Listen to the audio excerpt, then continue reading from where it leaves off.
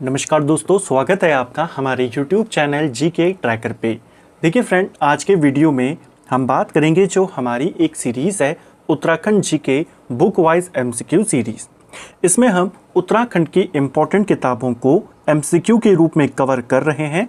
धामी जी की पुस्तक हमारी अभी इसमें चल रही है। आज हम इस सीरीज़ की 69वीं क्लास यहाँ पे कवर करेंगे। वहीं से आगे कंटिन्यू चलेंगे जहाँ पे हमने लास्ट वीडियो में छोड़ा था। तो अगर आपने इसकी पिछली क्लासेस को नहीं देखा है तो प्लेलिस्ट के माध्यम से आप उनको देख सकते हैं।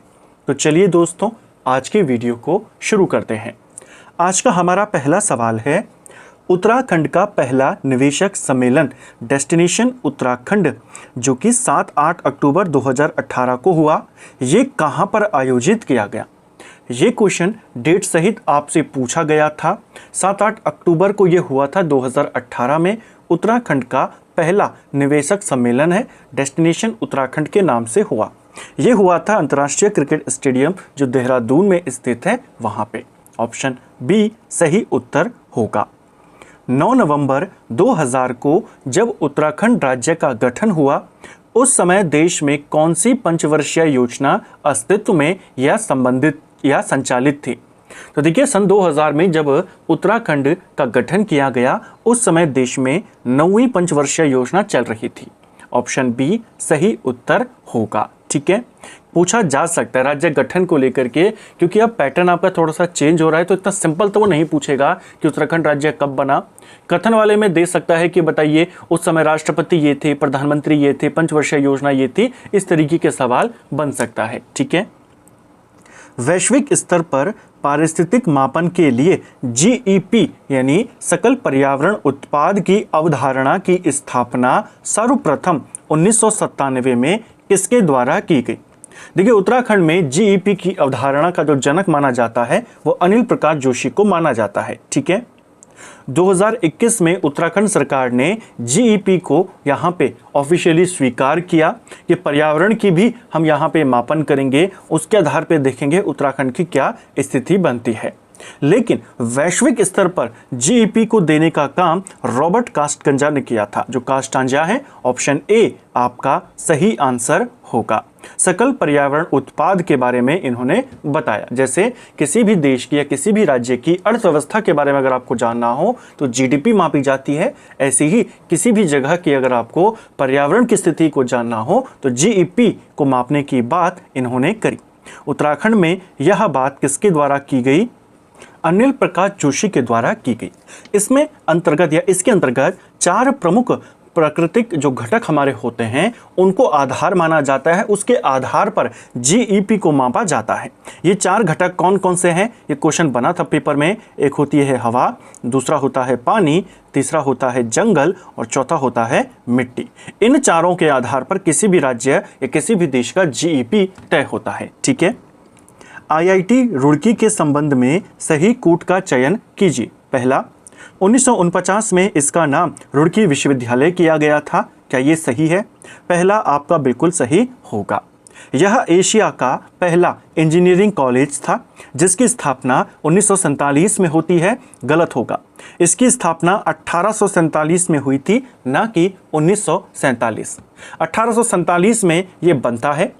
एशिया का पहला इंजीनियरिंग कॉलेज के रूप में इसे बनाया गया, रुड़की इंजीनियरिंग कॉलेज। इसके बाद इसे थॉमसन इंजीनियरिंग कॉलेज या Thomson college of civil engineering का नाम दिया गया 1854 में। आज़ादी के बाद इसका नाम रुड़की विश्वविद्यालय कर दिया गया और 2001 में इसे देश के 7वें IIT का दर्जा दिया गया। ठीक है, 21 सितंबर 2001 को इसे देश का 7वां IIT घोषित किया गया था। ये भी सही है। यहाँ पर भूकंप इंजीनियरिंग का अलग विभाग है, ये भी सही है। और इस विभाग को 1960 में स्थापित किया गया था। तो यहाँ पे दूसरा वाला आपका गलत है, पहला, तीसरा, चौथा आपके सही है। दूसरा क्यों गलत है, उसका सही क्या है वो हमने जाना। अगला, उत्तराखंड के सबसे प्राचीनतम शोध संस्थानों में से एक भारतीय पशु चिकित्सा एवं अनुसंधान संस्थान मुक्तेश्वर की स्थापना किस वर्ष में की गई? तो काफ़ी पुराना शोध संस्थान है भारतीय पशु चिकित्सा एवं अनुसंधान संस्थान। ये कहाँ पर है, पहला सवाल यही आता है। ये नैनीताल के मुक्तेश्वर में है। इसकी स्थापना होती है 1893 में। ऑप्शन ए सही आंसर होगा। 1893 में एक व्यक्ति होता है जिसका नाम है एल्फ्रेड लिंगार्ड, और एल्फ्रेड लिंगार्ड के नेतृत्व में इसे यहाँ पे बनाया गया था। ठीक है, जब इसे बनाया गया उस समय इसका नाम इंपीरियल बैक्टीरियोलॉजिकल लेबोरेटरी था। 1925 में इसका नाम imperial institute of veterinary research हो गया। आज़ादी के बाद भारतीय पशु चिकित्सा एवं शोध संस्थान इसका नाम हो गया। ठीक है, इस संस्था को लेकर के एक और चीज़ आपने याद रखना है, कुछ इंपॉर्टेंट टीके या कुछ इंपॉर्टेंट शोध कार्य इन्होंने किया। क्वेश्चन आता है कि मुर्गियों के संबंधित या मुर्गियों में होने वाला एक रोग था, रानीखेत रोग उसको कहते थे, उसका टीका बनाने का काम इन्होंने किया। रिंडर पेस्ट टीका बनाने का काम भी इन्होंने किया था। ठीक है, एक और चीज़, जो ये एल्फ्रेड लिंगार्ड था जिसके नेतृत्व में इसे बनाया गया था, इसने पशुओं में उस समय एक रोग होता था सरा रोग, इसके ऊपर भी शोध कार्य किया था। ठीक है, नैनीताल स्थित राजकीय वेधशाला से संबंधित निम्न कथनों में विचार करें, सही कथन को चुनें। जो राजकीय वेधशाला है जिसे हम कहते हैं आर्यभट्ट प्रेक्षण विज्ञान शोध संस्थान, शॉर्ट में इसे एरीज कहा जाता है, कहाँ पर है, नैनीताल में। उसी को लेकर के यहाँ पे स्टेटमेंट है। देखिए, पहला, इसकी स्थापना 1954 में प्रयागराज में होती है। पहला आपका गलत है। जो एरीज है हमारा, शुरुआती नाम इसका राजकीय वेधशाला है, वर्तमान में इसे आर्यभट्ट प्रेक्षण विज्ञान शोध संस्थान यानी एरीज कहते हैं। तो इसकी स्थापना 1954 में ज़रूर हुई थी, लेकिन प्रयागराज में नहीं, बनारस में इसकी स्थापना होती है। ठीक है, वर्ष 1956 में इसे नैनीताल स्थानांतरित किया गया, ये भी आपका गलत है। 1955 में इसे नैनीताल लाया गया था। ठीक है, तीसरा, वर्तमान स्थान शेर का डांडा पर इसे 1961 में स्थापित किया गया, ये वाला भी गलत होगा। 1955 में जब इसे नैनीताल लाए तो नैनीताल में शेर का डांडा पर इसे स्थापित किया गया।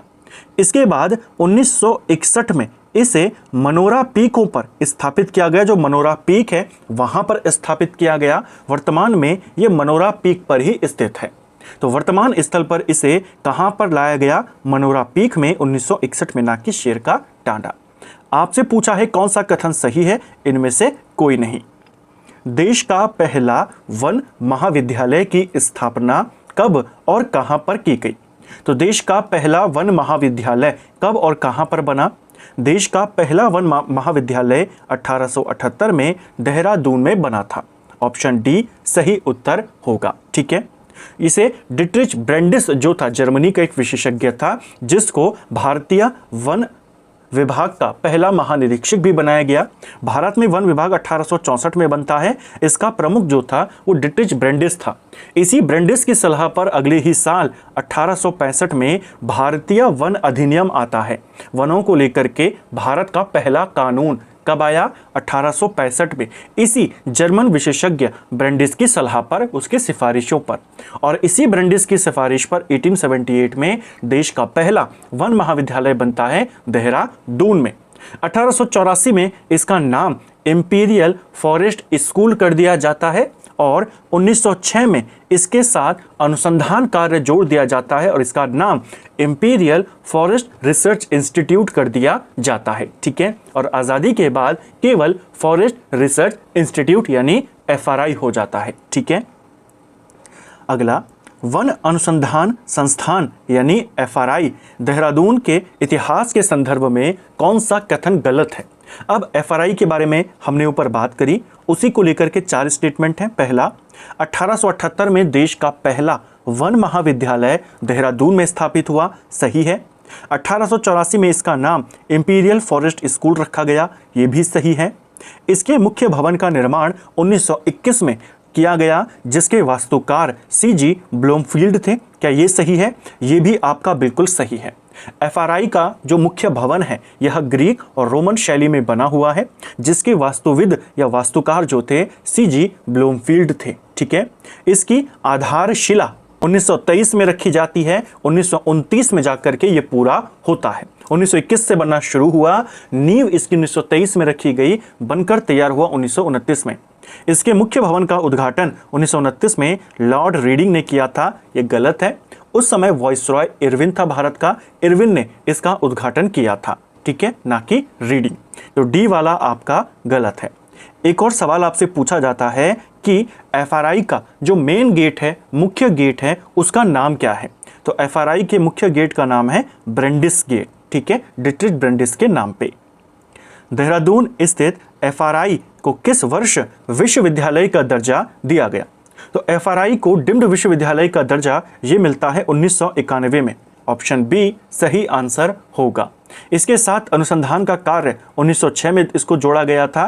तो फॉरेस्ट रिसर्च इंस्टीट्यूट के रूप में ये 1906 में बना। इसके 100 साल कब पूरे हुए? 2006 में, ठीक है। उससे पहले ये फॉरेस्ट स्कूल था, बाद में फॉरेस्ट रिसर्च इंस्टीट्यूट हुआ, ठीक है। इनमें से क्या देहरादून में स्थित है? तो इंदिरा गांधी फॉरेस्ट वन अकादमी, क्या ये देहरादून में है? ये आपका बिल्कुल सही है।